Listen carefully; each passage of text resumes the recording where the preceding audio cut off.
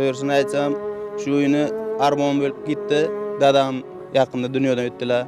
Ko'rolmadilar. Men niyat qilgan edim shu dadam bilan onamni shu uyda keltirib birga yashamoqchi edik. Mana shunday yaxshi niyatlar bilan Mustaqillik ko'chasida joylashgan 7 qavatli uylarga ko'chib o'taman degan aholi afsuski 7 yildan beri sarsonlikda yuribdi.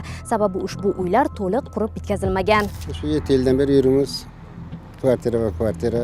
6-etaj 45 kvadratli uyga to'liq pulini berganman. 160 million summa.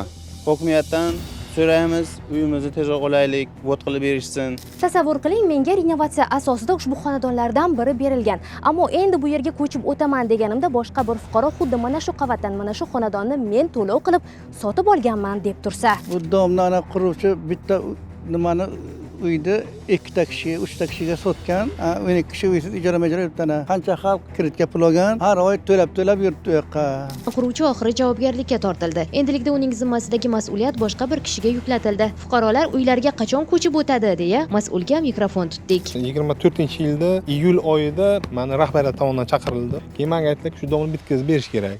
Endi men hozir buni dom sostoyaniyasi juda yomon ahvolda edi. Hozir ana shunaqa ahvolda olib keldim, уже bir 10% ish qolgan.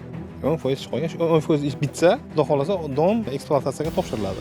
Vot bo'lgandan keyin o'sha kimga chiqsa egasiga o'sha topshiriladi.